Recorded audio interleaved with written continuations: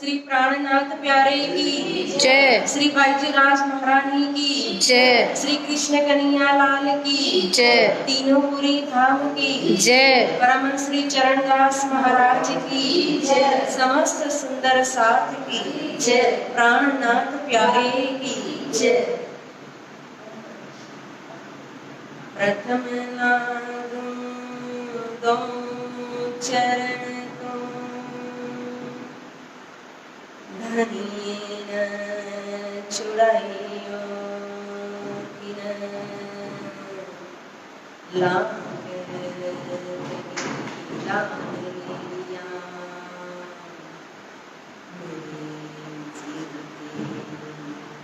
मेरे जीवन प्यारे मेरे प्राण को मोहे पल छोड़ा जिए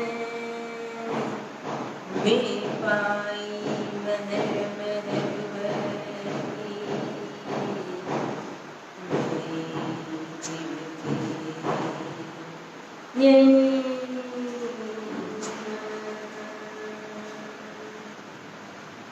माशिके तुम्हारी अंगना तुम्हें अंगना के माशिक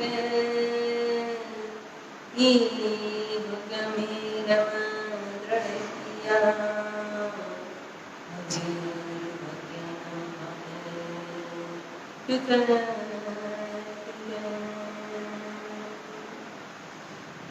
कदमों लाग करूं सिजदा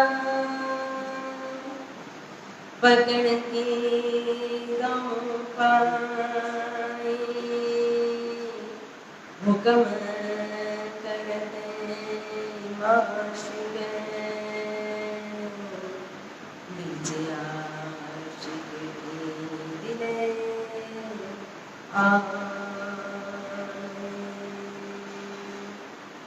विजया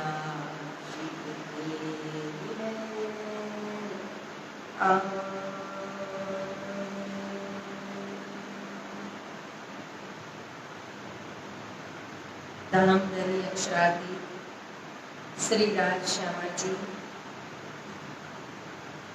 परम आदरणीय सेवा भावी हमारे प्यारे मास्टर जी, सेवा भावी श्री प्रकाश शर्मा जी, संजय भगत जी, सिमी भगत जी, हमारे डॉक्टर साहब क्षेत्रपाल जी, उनकी माता जी, समस्त जो परिवार, सभी के चरणों में मेरा प्रेम प्रणाम। ये मीद पुरव सनमना महामती कहीं बिंद बैठी ही उड़िया पाया सागर सुख सिंध अक्षरातीत अखंड दर पाया ये मीद पुरव सनमन ये मीद पुरव सनमन साधो भाई चिन्हो शब्द कोई चिन्हो ऐसो उत्तम आकार तो दिन हो जिन प्रगट प्रकाशे जो बोलो श्री प्राणनाथ प्यारे की जय। प्यारे सुंदर साथ जी, महामती जी कहते हैं साधो भाई चिन्हो शब्द को ही चिन्हो। साधु मतलब जो साधु जन है, और साधु किसको कहते हैं?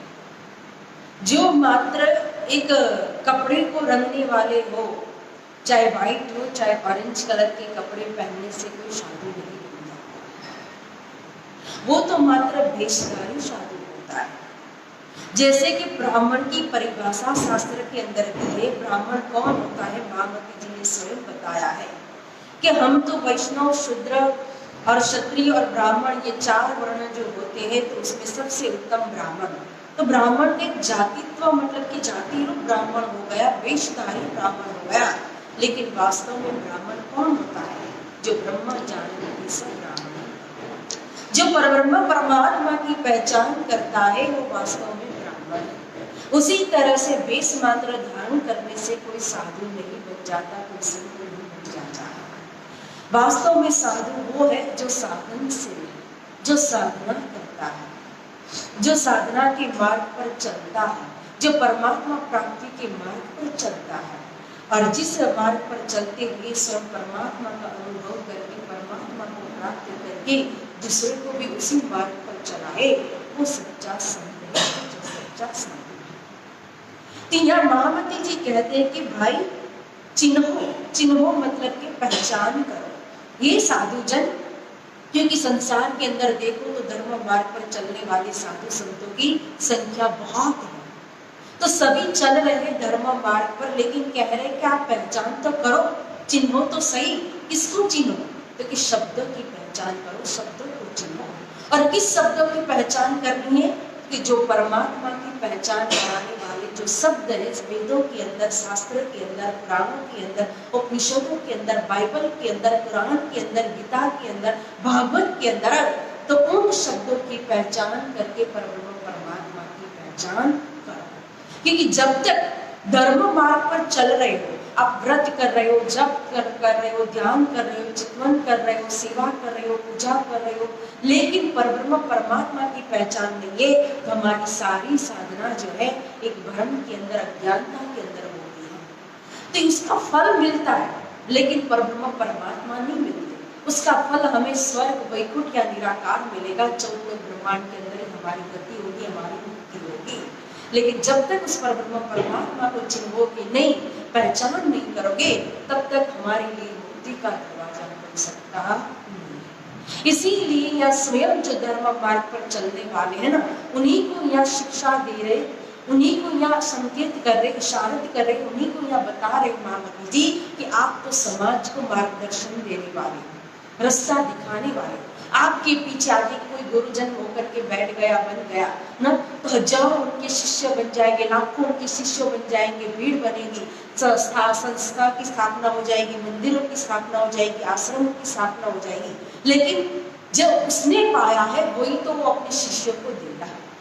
जब उनको ही पहचान नहीं है परब्रह्म परमात्मा की, तो फिर वो दूसरे को क्या राह दिखाएगा, क्या मार्ग देगा, क्या मार्गदर्शन देगा, किस तरह से परब्रह्म परमात्मा के चरण को पकड़ाएगा।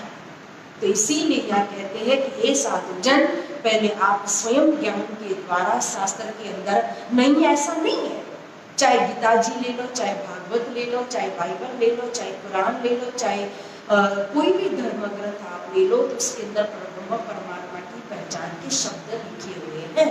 उन शब्दों के द्वारा आप अक्षरातीत की, परमात्मा की, पूर्ण ब्रह्म की पहचान करो, क्योंकि ऐसा उत्तम आकार तुमको दिया है। आपको क्या मिला है? ये उत्तम आकार मतलब मनुष्यपन। 84 लाख योनि होती है, लेकिन 84 लाख योनि के अंदर देखो तो मनुष्य तन के अंदर की जो विशेषता है वो अन्य योनि के अंदर नहीं होती है। यहाँ तक कि मनुष्य को जो मिलता है वो देवता को भी नहीं मिलता है।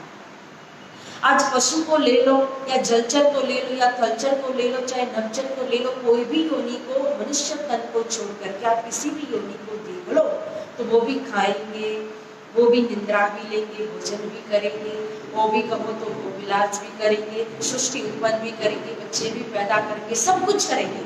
लेकिन अगर आप उनको कहो कि सेवा पूजा करो, उनको कहो कि ध्यान करो, उनको कहो कि भजन कीर्तन करो, प्रवचन सुनो, प्रवचन करो, मंदिर जाओ, ये सब उनसे हो पाएगा। फिर योनि किस तरह से अपने कर्मों को काट रही है, यहाँ तक वाणी के अंदर भी समझाया है। और हम डिस्कवरी के अंदर देखेंगे या बाहर की दुनिया को, जब इस योनियों को हम देखते तो हमें पता चलता है कि छोटे बड़े को, मतलब कि बड़ा जो है वो बड़ा छोटे को मिलत, एक दूसरे को काट। सभी योनि के अंदर आप देखोगे तो जो बड़े बड़े ताकतदार है, शक्ति वाले, बड़ी मछली भी छोटी मछली को निगल जाती है ना, तो इस तरह से बड़े बड़े जो जानवर है वो छोटे छोटे जानवरों को क्या करते हैं, खत्म कर देते हैं। एक दूसरे के स्वयं परस्पर काल बनते, मृत्यु का कारण बनते, मौत के मुख में चले जाते। क्यों? किसी के अंदर भी कहो तो वो विवेक नहीं है, विचार नहीं है। वो परमात्मा ने जो मनुष्य को बुद्धि दी है, वो बुद्धि वो पशु के अंदर नहीं है। देवताओं को लोग स्वर्ग के अंदर अगर जाएंगे तो देवता है, आज देवता भोग्य भूमि को भोग रहे हैं, भोग विलास तो कर रहे हैं, लेकिन वो भी मानव तन के लिए तरस रहे हैं। आज स्वर्ग के अंदर देवताओं के अंदर भी देखेंगे तो उनके अंदर भी क्रोध है, उनके अंदर भी ईर्ष्या है, राग है, द्वेष है ना। अगर कोई भी तप करता है, तपस्वी ऋषि मुनि, और ज्यादा तप करने लगता है, जैसे विश्वामित्र ने बहुत तपस्या की थी, इंद्र को चिंता होने लगी थी, जब भगवान श्री कृष्ण ने गोवर्धन पूजा करवाई तो इंद्र नाराज हो गए थे, मेघ वर्षा कर दी थी, तो उनके अंदर भी आप देखोगे तो राग है, द्वेष है, ईर्ष्या है। तो इन चीजों से वो स्वयं मुक्त हो पाए देवता, तो फिर वो मुक्ति का मार्ग पर कैसे चल पाएंगे? क्योंकि वो एक भोग्य भूमि के अंदर एक जिम्मेदारी लेकर के कर्म कर रहे हैं, मतलब कि अपनी जिम्मेदारी को निभा रहे हैं। जबकि यहाँ मृत्यु लोक के अंदर परमात्मा ने हमें इस कर्म भूमि के अंदर इस मनुष्य तन को देकर के क्या दिया है? तो हमें एक भक्ति का मार्ग दिया है। इसीलिए यहाँ कहा कि ऐसो उत्तम आकार तो को दिनो जीनो प्रगट प्रकाश जो किन्नो, ऐसा हमें मनुष्य तन दिया है कि अगर इस मनुष्य तन के द्वारा अगर हम चाहेंगे तो हम अपने अंतर आत्मा के अंदर ही परमात्मा का प्रकाश कर सकते हैं, उनको प्रकट कर सकते हैं। लेकिन अगर हमने परमात्मा की पहचान नहीं की, कोई साधना नहीं की, साधन पंथ पर नहीं चले, परमात्मा को प्राप्त करने के मार्ग पर नहीं चले, तो मात्र वही जो पशु की तरह हमने किया, सिर्फ भोजन करना, सोना, घूमना फिरना, भोग विलास करना, सृष्टि उत्पन्न करना, यही मात्र हम इसी में सीमित रह गए, तो फिर हमारे मनुष्य तन की हमने कीमत जानी नहीं। तो हम तो पशु से भी गए गुजरे मान लो, क्योंकि पशु को तो वो दिया नहीं है, जबकि परमात्मा ने हमें दिया है, लेकिन फिर भी हम भक्ति के मार्ग पर नहीं चल पाएंगे, और मात्र यही बारी दुनिया के अंदर रंगी चंगी के अंदर ही हमारे मनुष्य तन के अंदर प्राप्त हुआ समय को हम बर्बाद कर देंगे, तो फिर हमारे हाथ में अंतिम में आएगा क्या? यह जो श्वास रूपी डोरी खत्म होने के बाद, कहो कि मनुष्य तन खत्म होने के बाद फिर हमें पछतावा के अलावा कुछ भी हमारे हाथ में आने वाला नहीं। फिर हमें उसी योनि के अंदर, जिस योनि से आए उसी योनि के अंदर जाना पड़ेगा, या खराब कर्म किए तो नरक के अंदर भोगने के लिए जाना पड़ेगा, या अच्छे कर्म किए तो स्वर्ग के अंदर भोगने के लिए जाना पड़ेगा, या दूसरी योनि के अंदर फिर कहो तो वापस आकर के वही कर्म रूपी आपको कहो तो चक्कर को काटना पड़ेगा। तो हमने अपने मनुष्य तन की कीमत को जाना नहीं। इसीलिए यहाँ स्वयं समझा रहे कि मानसी देह अखंड फल पाइए। इस मनुष्य तन के द्वारा अखंड फल, अखंड फल क्या है? अखंड तो स्वयं एक सत भूमिका परम धाम है, और परमात्मा उस परम धाम के अंदर स्वयं अक्षरार्थ श्री कृष्ण जी कहो तो विराजमान है।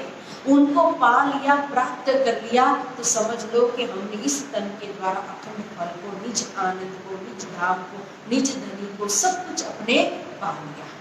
अगर नहीं पाया तो फिर सो क्यों पाएंगे, वृथा गवाएंगे। तो हमने इस मनुष्य तन को वृथा ही गमा दिया, मतलब कि नकामी हमने समय को बर्बाद कर दिया। तो यहाँ धनी जी कह रहे कि ऐसा मनुष्य तन, मानव तन मिलने के बाद सो क्यों पाए के वृथा गवाएंगे। आप क्यों अपने अनमोल समय को व्यर्थ में गवा रहे? जैसे कहा ना आजुज माजुज, कयामत के अंदर के 7 निशान बताए हैं, और 7 निशान में एक निशान कहा है आजुज और माजुज का निशान। आजुज मतलब दिन होता है, माजुज का मतलब होती है रात। तो आजुज 100 गज का बताया है, और माजुज को तो 1 गज का बताया है। क्यों?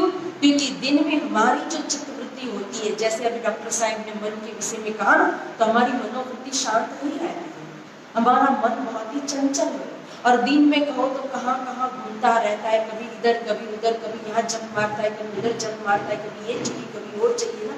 तो मन इतना चंचल, इतनी मन वृत्ति कहो तो इतनी फैली हुई रहती है, और इतना मन भागता रहता है, दौड़ता रहता है, 100 दिशाओं के अंदर 100 विचार आ जाते हैं दिन के अंदर। इसीलिए दिन को कहा है 100 गज का, और जब रात को हम सो जाते तो हमारी चित्तवृत्ति एक तरफ होती है, निद्रा के अंदर। इसीलिए माजुज को कहा है कि 1 गज का।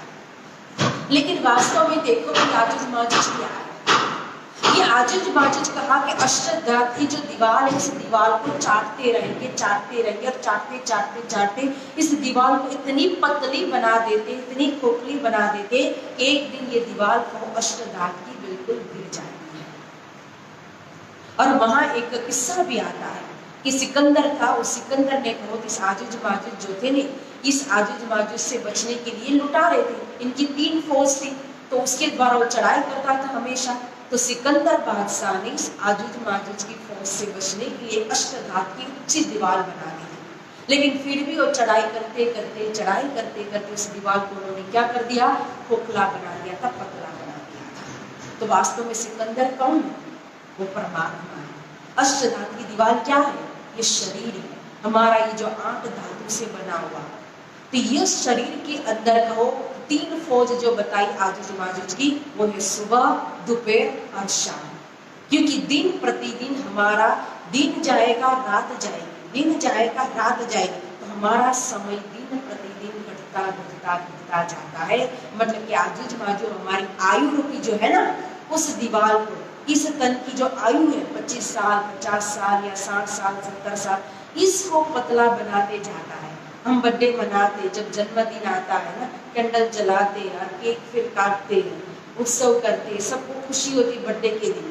लेकिन वास्तव में देखेंगे तो जन्मदिन जब आता है तो 1 साल बढ़ता नहीं है, हमारा 1 साल जो होता है वो कम हो जाता है। तो धीरे धीरे धीरे क्या होता है, दिन और रात के बीच में हमारी श्वास रूपी दूरी, जितना श्वास हमने परमात्मा ने हमें दिया है ना, वो हम खर्च करते करते जाते हैं। और एक दिन जब आजुज माजुज के बीच में, मतलब दिन और रात के बीच में, फिर ये शरीर अष्टधातु की दीवार गिर जाती है, परमात्मा का हुक्म होता है, तब हम फिर यहाँ से संसार से, हमारा शरीर ये जो है, शरीर के अंदर की चेतन शक्ति जो आत्मा है, वो आत्मा इस शरीर को छोड़कर के निकल जाती है। तो वास्तव में मैं समझाना चाहती थी कि परम धाम के अंदर हमारी चित्तवृत्ति देखो तो एक ही तरफ थी, मात्र धाम के अंदर धनी की तरफ ही हमारी चित्तवृत्ति थी, अन्य कुछ नहीं था। जो खिलवत के अंदर बताया कौल फैल हाल, जो हमारी रहनी हमारी करनी जो बताई, तो परम धाम के अंदर हमारा कौल कहो, हमारा फैल कहो, हमारा हाल कहो,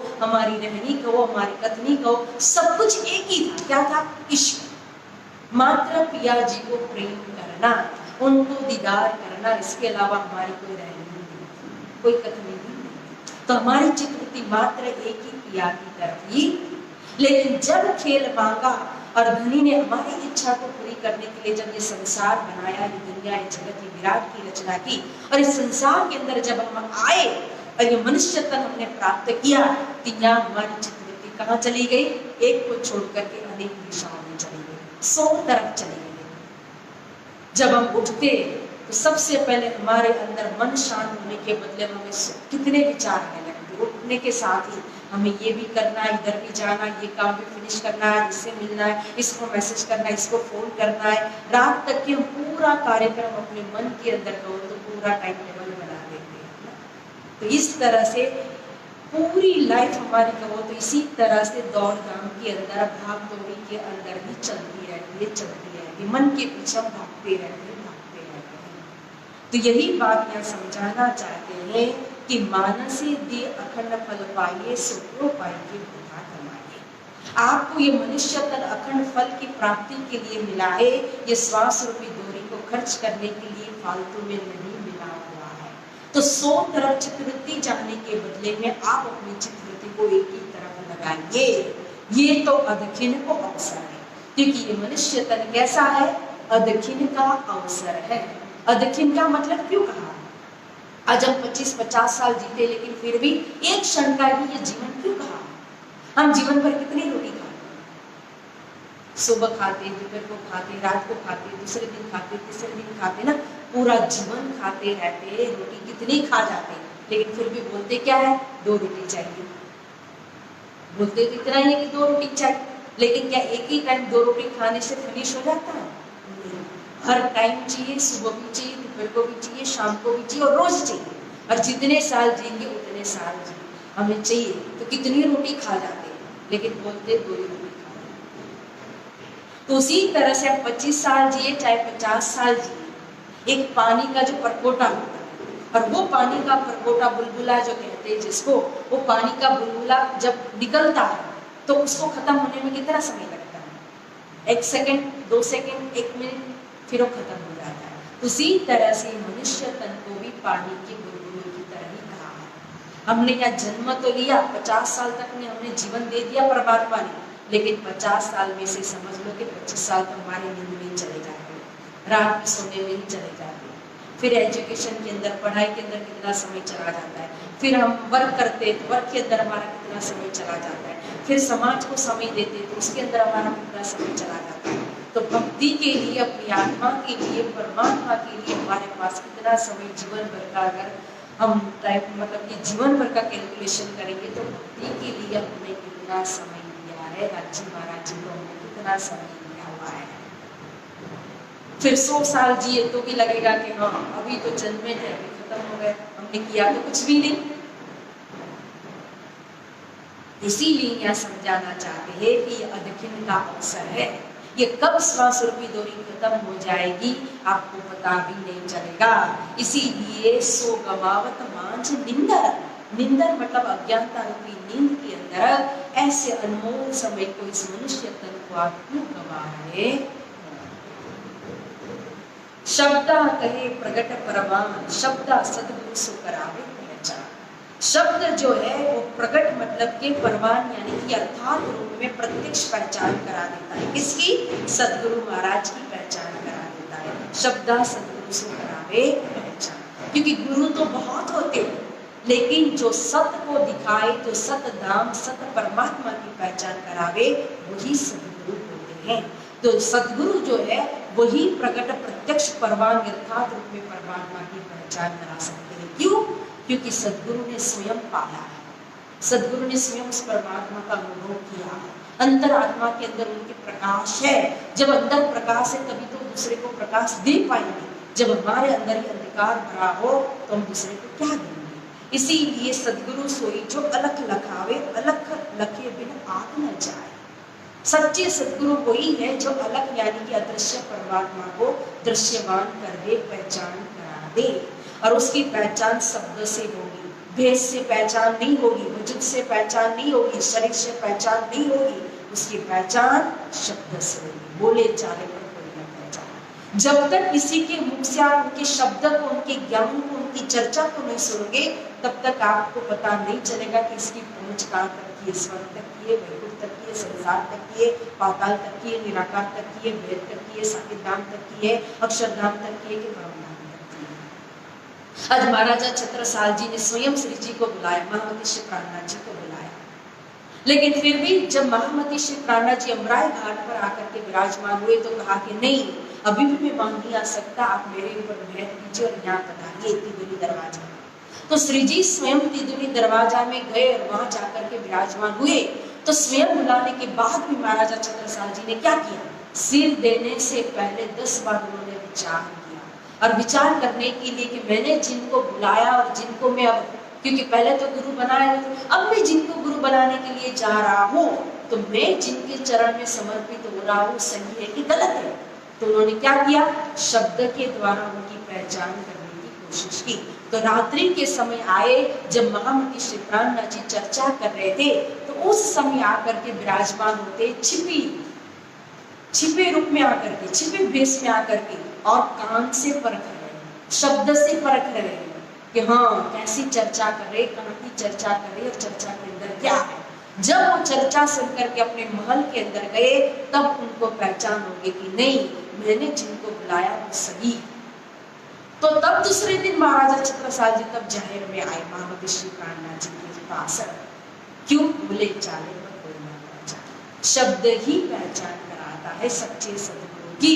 इसीलिए यहाँ कहा कि शब्द कहे प्रगट परमान, शब्द सदगुरु से करावे पहचान। सदगुरु की पहचान भी शब्द ही कराएगा, और कहो तो परमात्मा की पहचान स्वयं सदगुरु ही करा देंगे, क्योंकि सदगुरु ने स्वयं उनका अनुभव किया हुआ।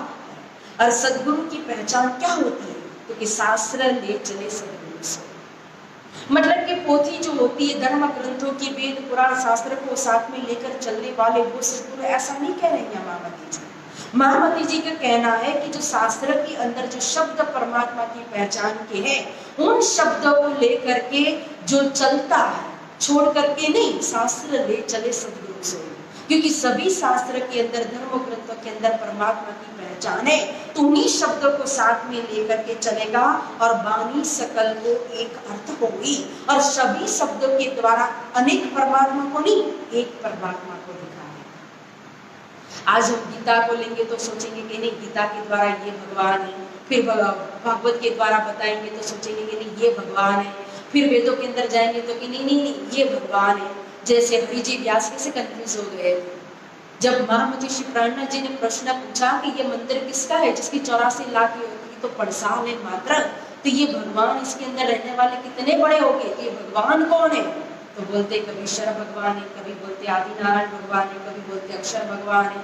तो प्राणनाथ जी ने कहा कि भाई एक निश्चित करके बताओ कि शर है, अक्षर है, आदिनारायण, किसका ये मंदिर है? तो बोलते लिखने वाले ने ऐसा ही लिखा है, तो मैं क्या करूं? अब आचार्य को कटु वचन कहने लगे, क्यों? क्योंकि शब्दों की पहचान है। तो यहाँ यही बता रहे हैं कि जो सच्चे सदगुरु होते हैं तो उनका चाहे कोई भी शब्द हो, सभी शब्दों को एक ही अर्थ, एक ही दिशा में जाएगा।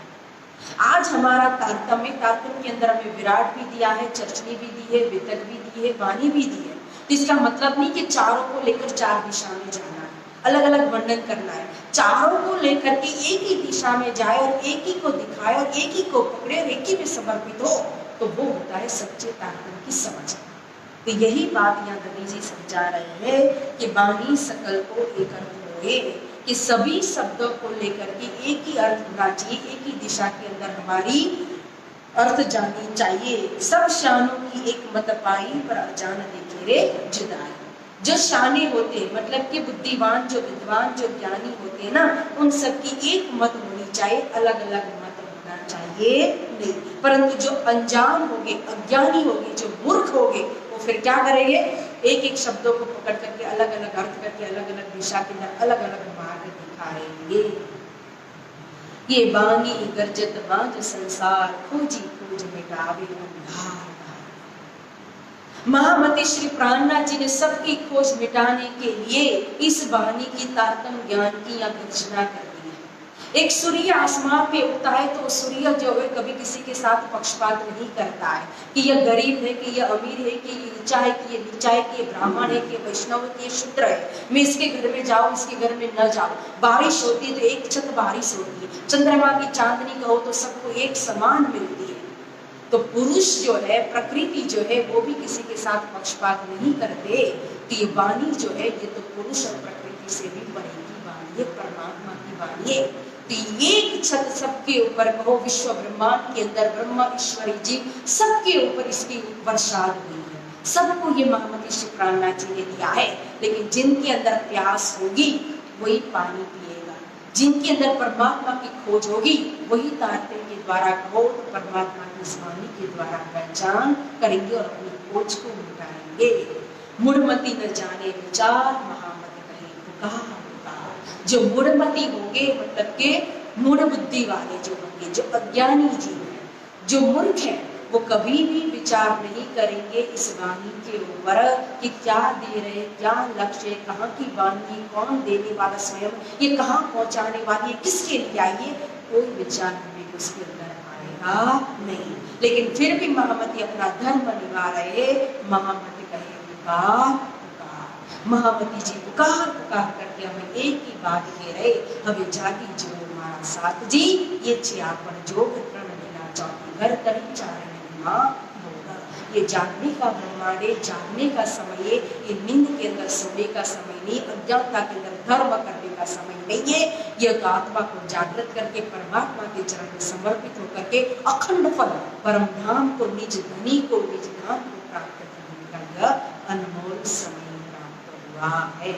इसी अनमोल समय को हमें अपना लेना चाहिए और इसी अनमोल समय में अखंड फल को प्राप्त कर लेना चाहिए। इसी के साथ इस वाणी का विराम देते हैं।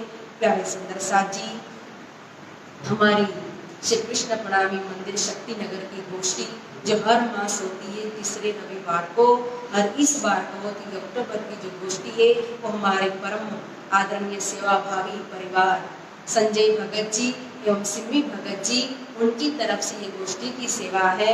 उनका बहुत बहुत धन्यवाद, साधुवाद। और ये जूम ऐप पर अभी कोरोना के कारण हो रही ये गोष्ठी तो हमारे मास्टर जी कहो और प्रकाश जी, ये सभी जगह पर ये जूम ऐप के माध्यम से सबको, जूम परिवार को मिला करके ये सेवा कर रहे हैं, तो इनका भी बहुत बहुत धन्यवाद, दिल से धन्यवाद है। मास्टर जी की उम्र है, सरे साथ दे न दे, लेकिन उनके आत्मीय बल इतना है कि वो अपनी सेवा में हमेशा लगे रहते हैं। राज जी महाराज को और बल दे और इस तरह से सेवा में हमेशा उनकी निष्ठापूर्वक सेवा जो है उनको चलाते रहे। राज जी महाराज की महर से चलती रहे।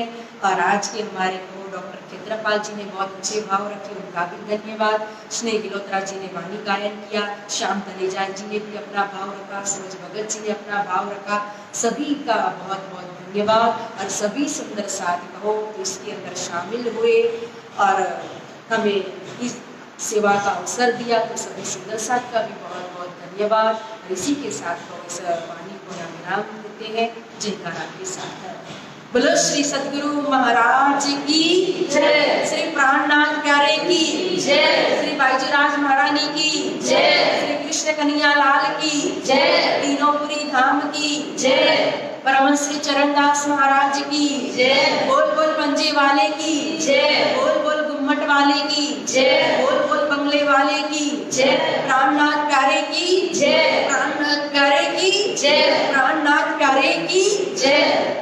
प्रणाम सुंदर साथ जी, आपके चरणों में प्रेम